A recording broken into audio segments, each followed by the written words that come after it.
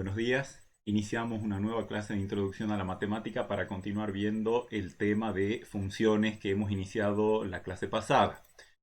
Como recordarán, hemos visto en forma general cómo definimos una función, qué significa una función. En particular hemos visto que las funciones que más nos van a interesar son las numéricas, en las cuales la manera de definir la relación que hay entre dos objetos es a través de una fórmula, y igual a f de x y lo que significa la representación, sobre todo en ejes cartesianos de una función.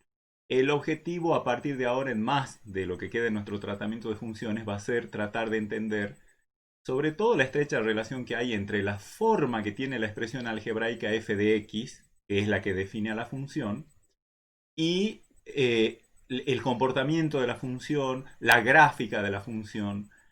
Lo que vamos a hacer es tratar de que ustedes, para ciertos tipos de expresiones algebraicas que definen funciones, sepan reconocer casi instantáneamente de qué manera se comporta esa función. Y viendo una gráfica de una de esas funciones, tratar de deducir la expresión algebraica que la define. Eso, por supuesto, que lo vamos a hacer arrancando muy despacito desde las funciones más simples, que son las funciones lineales y sobre todo una subclase de las funciones lineales. Y a partir de allí, a pesar de lo trivial que puedan resultar los primeros ejemplos, vamos a ir construyendo conocimientos para que en esta y en otras clases posteriores, sobre todo cuando nos enfrentemos con funciones un poquito más elaboradas, un poquito más complicadas, podamos entender los conceptos principales que a ellas les corresponden. Así que vamos a empezar entonces con la, un ejemplo que prácticamente les va a parecer trivial y hasta de jardín de infantes un poquito más, pero que de alguna manera permite capturar la idea de lo que es una función lineal. Así que yo lo que quiero es que hagamos primero un poquito de un repaso a través de una situación problemática muy sencilla que seguramente cualquier chico de escuela primaria sabría resolver. Pero que nosotros, como les digo, vamos a aprovechar para formalizar lo que quiere decir una función lineal. El primer tipo de funciones lineales que vamos a ver es el tipo de funciones lineales de la forma, aquellas en las que la expresión algebraica es de la forma un número que multiplica a la variable independiente. Fíjense, este ejemplo que les voy a presentar acá hace surgir naturalmente una función de este tipo. Y nos pasa a todo el mundo cuando vamos a comprar algo. Preguntamos el precio de una unidad y después vemos cuántas unidades llevamos y el precio que nos cobren va a ser de acuerdo a esa proporción de la cantidad de unidades que llevamos. Bueno, el litro de nafta super por estos días anda costando algo así como 60 pesos. Y uno quisiera saber cuánto hay que pagarle al expendedor de combustibles de la estación de servicios si carga 10 litros, o si carga 20 litros, o si carga 90 litros, o si carga 100 litros. Cualquiera de esas preguntas es fácilmente respondida por ustedes, pero insisto, vamos a tomarnos un pequeñísimo tiempo para ver implicancias que esto tiene. Toda esa información que obtengamos la vamos a graficar en un sistema de ejes cartesianos y después vamos a tratar de encontrar una fórmula que nos permita calcular el costo que debemos abonar por cargar en el tanque una cantidad genérica X de litros de nafta super.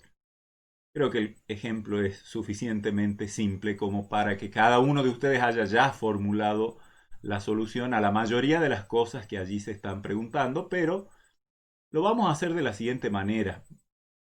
Para responder a la primera parte, es decir, las sumas de dinero para estas distintas cantidades de litros, podemos hacer una tablita que, en función de la cantidad de litros que deseemos cargar, nos diga cuál es el costo que debemos abonar por esa cantidad. Entonces, esta tabla, como siempre, va a tener un renglón por cada correspondencia, porque en definitiva, fíjense que está fijada una correspondencia. A cada número que represente una cantidad de litros le corresponde otro número que representa el costo de los mismos. O sea, estamos en lo que en la clase pasada hemos llamado una función. o por lo menos una correspondencia entre dos conjuntos numéricos.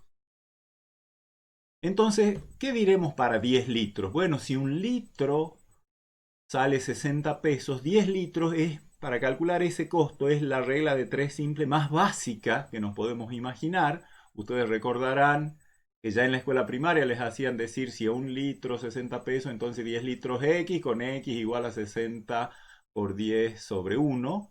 Y eso va a dar 600 y no necesitamos prácticamente ninguna calculadora ni nada porque es una multiplicación en ese caso que podemos hacer hasta mentalmente. Para los 20 litros la misma regla de 3 simple.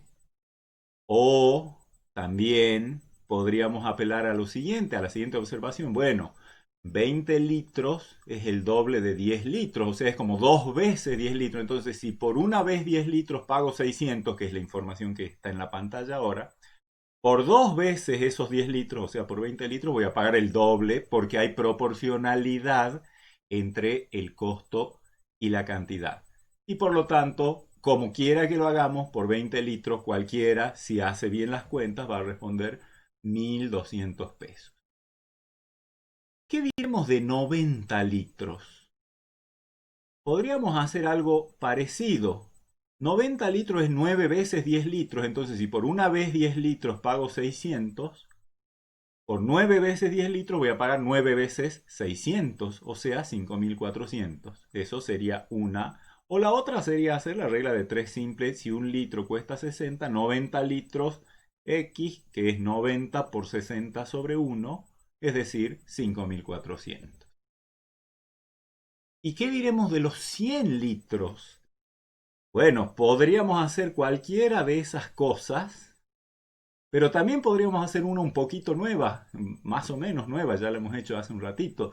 100 litros es 90 litros más 10 litros, es decir, 5.400 pesos los 90 litros y 600 pesos los 10 litros harían 6.000. O bien, en este caso es mucho más fácil, decir que 100 litros es 100 por... Si un litro sale 60 pesos, 100 litros van a salir 100 por 60, es decir, 6.000 pesos. ¿Qué estamos usando en todo momento? La proporcionalidad que hay entre la cantidad que se compra y el costo de lo que se compra.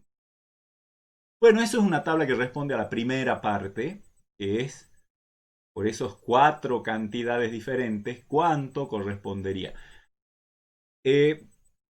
Evidentemente hay 2 variables en juego, que son la cantidad de litros que se compra y el costo de esa cantidad. Es decir, tal como está planteado el problema, la variable independiente es la cantidad de litros que queremos comprar, que le podríamos llamar X, e Y sería el costo que hay que pagar por esos X litros. Hay un parámetro en el problema. Si ustedes se fijan, hay una cantidad que hasta ahora, digamos, intervino de manera fija, que es el precio del litro de nafta. Después nos vamos a preguntar qué pasaría si cambia el precio del litro de nafta.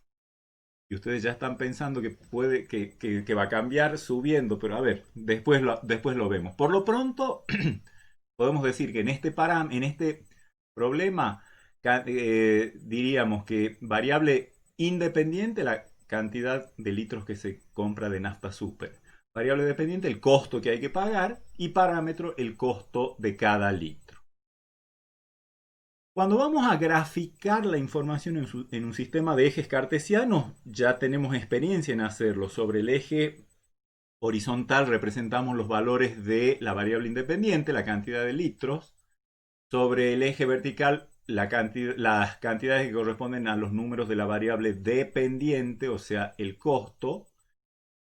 Y fíjense que yo acá he elegido representar los números sobre el eje X en una escala diferente a la escala que utilicé para la representación de los números en el eje Y. En el eje X 10 unidades equivalen a un segmentito como este y en el eje Y 10 unidades, o sea, 600 unidades equivalen más o menos a un segmento parecido. Usé, y no hay ningún problema, lo entendemos perfectamente, creo yo, diferentes escalas porque representar en la misma escala lo que es el 1 sobre el eje X, en este caso que lo que es el 1 sobre el eje Y, nos llevaría a, traten de hacerlo ustedes, incluso en papel milimetrado van a ver que al haber tanta diferencia entre los rangos de valores entre uno y otro variable, conviene representar, y no está prohibido porque nunca hemos dicho que los dos ejes X e Y tengan que estar en la misma escala. Y de hecho, en algunos ejemplos anteriores ya hemos usado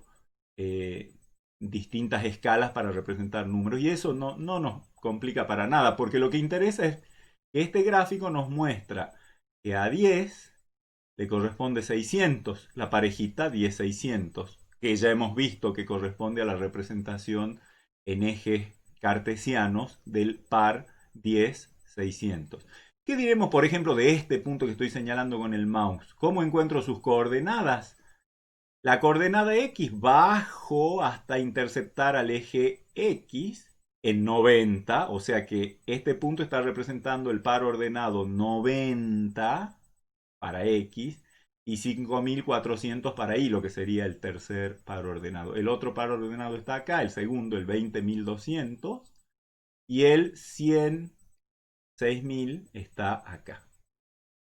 ¿Qué notamos cualitativamente de esos 4 puntos? Y no digamos más que de esos 4 puntos. Yo sé que ustedes están ya pensando, bueno, unamos con una recta, porque hay que unir. Y primero, ¿cómo sabemos que es una recta? Y segundo, ¿cómo sabemos que hay que unir? Ahora lo discutimos, pero primero digamos, la información, esa información en los ejes me lleva solamente a esta figura. ¿Qué observamos? Bueno, dos cosas. Por un lado, parece que estos 4 puntos caen sobre una misma línea recta. Y parece que esa línea recta, si la prolongara, llegaría a pasar por el origen de coordenadas. Parece.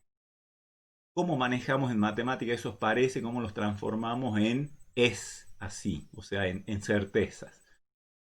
Bueno, aquí hay un último ítem de este ejemplo que nos dice obtener la fórmula para calcular el costo de una cantidad genérica X de litros de nafta super. Entonces, si un litro sale 60, X litros va a salir 60 por X. Es la cuenta más simple, creo que a todo el mundo ya se le ha ocurrido. Y podríamos decir que el costo, le vamos a llamar costo 1 porque después vamos a ver otro problema parecido a este. El costo de comprar X litros de nafta, esto significa notación de función, la imagen de X bajo esta función, porque creo que a todos nos queda claro que aquí está dando vueltas una función cuya variable independiente X representa la cantidad de litros de nafta y cuya variable dependiente es el costo de esos litros. A cada cantidad de litros le corresponde un único costo, por lo tanto estamos en las condiciones de función. ¿Qué dominio podría tener esa función? Y cantidades negativas, digamos que por el momento en este problema no hemos inventado todavía la materia negativa. Pues puede ser los físicos, ¿no? La antimateria, pero no. Digamos, en este contexto no tiene sentido en pensar en menos, en una cantidad negativa de litros de nafta. Entonces podríamos pensar que aquí hay una función que va de los reales no negativos, o sea, desde cero en adelante, y cuyo codominio, al ser un costo, puede ser el conjunto de todos los reales. Recuerden que al no estar específicamente explicitado, el codominio se entiende que es todos los reales. ¿Y cuánto vale la imagen de X bajo esa función? Bueno, simplemente vale 60 veces X. Esta formulita me habla de una función, fíjense, de este estilo. La variable independiente X, en este caso lo hemos llamado X, cada uno elige cómo se llama, multiplicada por por algún número que a los fines del problema resulta una constante, que son los 60. Entonces habría que preguntarse, ¿qué gráfica tiene esto en un sistema de ejes cartesianos? Todas las parejitas X y donde X está relacionado con Y de acuerdo a esta fórmula. Acá tenemos 4 parejitas. Ya vamos a argumentar dentro de un ratito cómo es que podemos ver que efectivamente caigan sobre una recta y que esa recta pase por el origen. Antes de verlo, me gustaría que veamos una variante del problema. Supongamos que por intercesión, no sé, o por milagro, vaya a saber por milagro de quién, por intercesión de todos los santos, el litro de nafta super bajó a 45 pesos. Realizar las mismas actividades que hemos hecho en el ejemplo anterior, es decir, ver cuánto hay que pagar ahora en este nuevo escenario, cuánto hay que pagar por 10, por 20 y por 90 y por 100 litros, graficar en un sistema de ejes y obtener una expresión de la función que vincula ahora en este contexto a cada x con su respectivo costo. Y al hacer el mismo planteo que recién, nos damos cuenta que el planteo es casi el mismo, salvo que lo único que tenemos de diferencia es que ha cambiado el precio del litro, o sea, de la unidad de medida de la variable independiente, que es la nafta, el litro de nafta. Así que podríamos hacer una misma tabla en la que ¿cuánto le correspondería a 10 litros? Un cálculo rápido, 450. ¿Cuánto le correspondería a 20 litros? 20 por 45 o 2 veces 10 litros, 450 más 450, 900. ¿Cuánto le correspondería a 90 litros? Bueno, yo prefiero decir 90 litros es 9 veces 10 litros, o sea, multiplico esto por 9, que es una cosa que se puede hacer rápido y mentalmente, y sale 4.050 pesos. Y por 100 litros, ahí sale más rápido multiplicar 100 por 45, porque 45 por 100 es 45, hay que correr la coma 2 lugares a la derecha, y eso me deja 4.500. Parece que conviene, ¿no? Pero ya vamos a ver cómo comparar ambas cosas. Por lo pronto, si yo dibujo, he mantenido aquí las mismas escalas para los ejes que tenía en el ejercicio anterior, pero visto desde lejos, uno observa 1, 2, 3, 4 puntos que parece que caen sobre una recta, que parece que esa recta pasa por el origen, y no encontramos una, digamos, mayor justificación para decir, pero esto no es lo mismo que hace un rato, no son los mismos 4 puntos. Si estamos atentos, nos vamos a dar cuenta enseguida de que no, porque hace un rato a 10 le hacíamos la función del problema anterior, a 10 le hacía corresponder 600. En este problema a 10 le corresponde 450, por lo tanto estamos en en otra función y en otras parejitas, por lo tanto la función no es la misma. Antes de ver cómo salir de esa duda, si es que alguien la tiene todavía, falta la última actividad, que es decir cuánto es una fórmula genérica que me diga a cada X qué costo le corresponde. A ese le llamamos costo 2, o sea, el segundo escenario del precio de la nafta después de que los santos se han acordado de nosotros. Y no es otra cosa, como nos imaginamos enseguida, si un litro sale 45 pesos, X litros van a salir 45 por X, porque hay proporcionalidad, las reglas de 3 simples. Entonces, me gustaría que comparemos esos 4 puntos que hay para este ejemplo con los 4 puntos que hay para el ejemplo anterior en el que el litro costaba 60 pesos. Y a ver, lo hago así, miren. Los 4 puntos de los 60 pesos son los 4 puntos que están marcados en rojo acá. Y si seguimos sospechando que todas las parejitas de la función del problema 1 dibujados los pares ordenados caen sobre una recta, bueno, esa recta no sería otra que la que está acá, en rojo. En verde también ven los 4 mismos puntos para la tablita que corresponde a la información del segundo de los problemas. Evidentemente no son los mismos. Fíjense, acá he puesto solo los valores que corresponden a los máximos, a los 6000 y a los 4500. ¿No? Que eran los que teníamos, hace un rato teníamos 4500, en la diapositiva anterior 6000. Y si nos damos cuenta, también parece, como les digo, que la recta, que los 4 puntos están alineados sobre esta recta verde, que también pasa por el origen. Todos estos son ejemplos, entonces, en los cuales aparece una función numérica. Aparecieron dos funciones numéricas, la que a cada x le asignaba 60x en el primer problema, y la que a cada x le asigna 45x en el segundo problema, y son entonces expresiones en las que la variable dependiente aparece igual, o sea, la imagen de x bajo la correspondiente función es el producto de una constante, que en el primer problema era 60, en el segundo problema es 45, multiplicado por la variable independiente.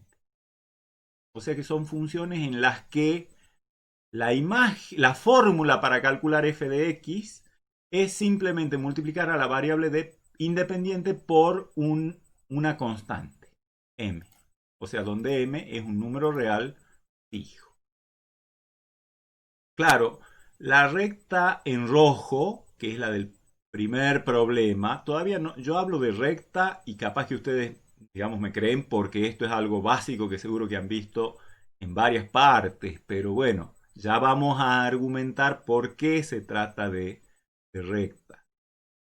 En la primera en el primero de los problemas, la gráfica, el dibujo, parece ser una recta en donde el m es 60. El número real fijo para la gráfica, para la función del primer ejemplo es 60. El número real fijo m para la función del segundo problema era 45.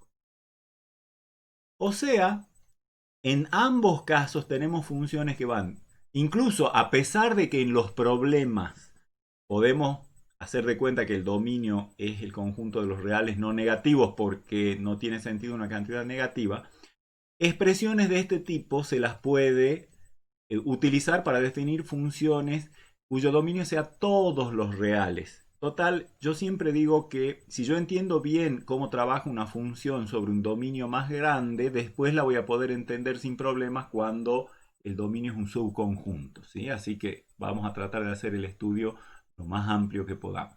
Todas estas expresiones, fíjense, si yo digo f de x igual a mx y a x, independientemente del contexto de un problema, lo dejo variar o tomar valores en todo el conjunto de los números reales, no hay ningún problema en multiplicar x por ese número fijo m. Siempre voy a poder calcular algo, así que la función está bien definida. Funciones que van de los reales a los reales, que a cada x le asigna m por x.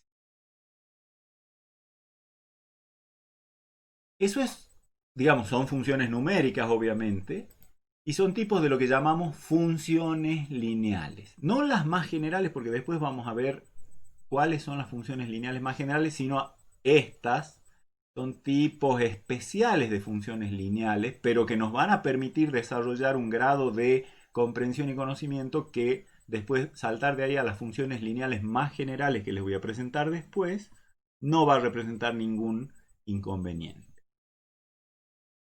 ¿Por qué se pueden llamar funciones lineales? Por la muy sencilla razón de que cuando representamos las parejitas que se forman, los pares ordenados que forman esta función, todos esos pares ordenados corresponden a puntos que se encuentran ubicados sobre una línea recta, sobre una línea. Entonces, funciones lineales. Su representación cae sobre una línea. Ya vamos a argumentar por qué.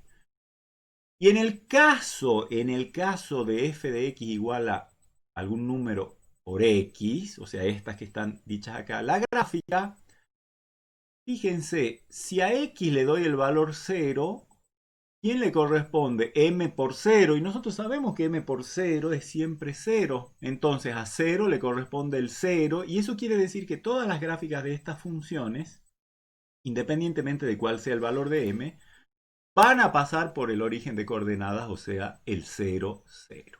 O sea, que si estos cuatro puntos están alineados, la recta que los representa pasa por el origen, queda totalmente demostrado con el hecho de que a 0 la función, cualquiera sea el valor de m, le hace corresponder m por 0, o sea 0. Por lo tanto, el par 0, 0 es uno de los pares de la función. A x igual a 0 le corresponde y igual a 0. Y cuando dibujo el punto 0, 0 es justamente el origen de coordenadas.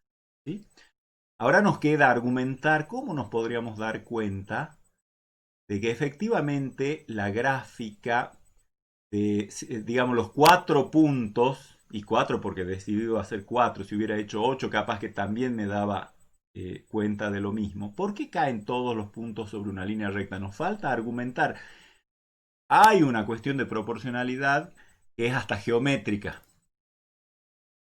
Vamos a argumentar por qué, digamos, ocurre eso en la siguiente diapositiva.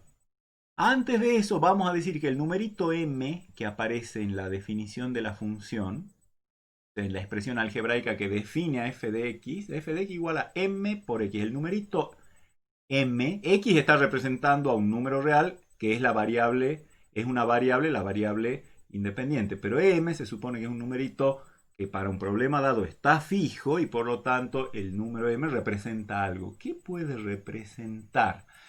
Fíjense, ya también vamos a argumentar esto que voy a decir, pero cualquiera se da cuenta de que estos dos segmentos tienen distinta inclinación. ¿Cuál tiene más inclinación? Bueno, el que corresponde al problema número 1 cuando el litro valía 60 pesos, que es el valor de m del primer problema. Y en el segundo caso, en el verde, el valor de m correspondía a 45. Cambia m, cambia la inclinación. El número m determina la inclinación o lo que llamamos pendiente. Traten de grabarse bien esto, la pendiente de la recta. Supongan ustedes que van en bicicleta por una montaña cuyo perfil corresponde a alguna de estas dos. Tiene que subir así en línea recta. ¿Por cuál preferirían hacerlo? ¿Por la que tiene más pendiente? ¿Por la más inclinada? ¿La roja? ¿O por la que tiene menos pendiente, que es la que tiene menos inclinación? Bueno, la inclinación de la recta mide de alguna manera, digamos, la velocidad con la que sube la recta, con la que, digamos, el grado, el ángulo de inclinación de la recta o del segmento en este caso está determinado justamente de alguna manera por el número m. No estoy diciendo que el ángulo sea m, porque no, pero estoy diciendo que el ángulo de inclinación parece depender del número m. Vamos a argumentar que todo eso es así. ¿Cómo podemos argumentar a favor de eso de que el número m influye sobre la inclinación de la recta? Muy simple, le demos a m distintos valores, aparte de los dos que ya tenemos, les demos otros, quizás más chiquitos para poder ver más en detalle. Acá he dibujado 1, 2, 3, 4, digamos, es como que hubiera hecho las tablas x e y de, por ejemplo, cuando digo y igual a 0,5 de x, o sea, y igual a un medio de x, eso me permite, ya conocemos de la clase anterior, cómo representar, una manera de representar funciones en eje. Es simplemente, bueno, tratar de tomar una gran cantidad de valores de x, ver qué valores de y les corresponde y graficar esos puntos en el plano. Bueno, si hiciera eso con una gran cantidad de valores, obtendría la recta que está ahí en morado, en magenta se llama. Pero cuando y es igual a x, y alguien diría, ¿y cuál es el valor de m? Porque acá no veo a nadie multiplicado a x, como así, acá sí veo a 0,5, acá veo a 2 y acá veo a 3. Bueno, es 1, porque x es lo mismo que 1 por x, o sea, este es el caso m igual a 1.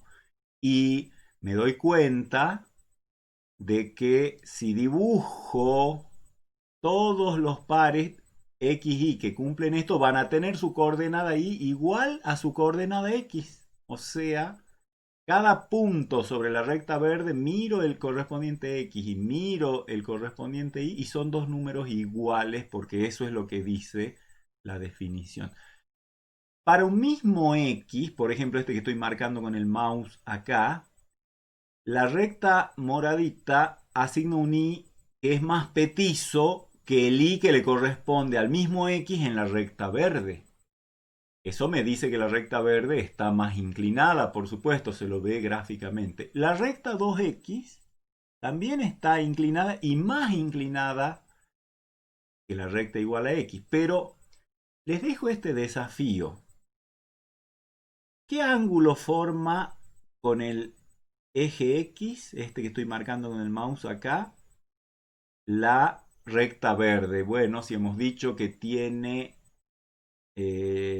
cada punto tiene la misma coordenada X que la coordenada Y, quiere decir que si me imagino tomar un punto y armar un triángulo que vaya desde el punto bajando verticalmente hacia el eje X, luego horizontalmente hasta el 0 y luego volver por la recta verde hasta el punto del que arranqué, eso va a formar un triángulo rectángulo con lados 45 grados. Lo podemos ver geométricamente. Puede hacer, si quieren, pueden hacer ustedes la construcción. Entonces el ángulo para y igual a x es 45 grados. Pero para y igual a 2x, a pesar de que el m, que acá valía 1, pasa en esta otra a valer 2, el ángulo no es 90, o sea, no se duplica el ángulo. Eso no. Por eso les decía hace un rato que no es que el ángulo valga m, porque si no, si fuera ese el caso, el ángulo se tendría que duplicar y de 45 pasaríamos a 90, cosa que vemos que no es el caso. Pero yo les pido a ustedes, como ejercicio adicional, que agarren la fórmula y igual a 3x, y igual a 2x, y igual a x, e igual a 0,5x, den distintos valores a x. Es fácil de hacerlo, por eso me atrevo a pedirle que los hagan, que pongan en pausa el video y hagan en un mismo dibujo, en un mismo sistema de ejes, las cuatro rectas, pero ustedes sin ver esto, y van a ver que obtienen algo parecido a esto, que revela que cuando m, a medida que m se hace cada vez más grande, la recta se va inclinando cada vez más. Lo cual es natural porque a un mismo x, cuando m es más grande, le da un valor de y más grande que cuando el m es chiquito.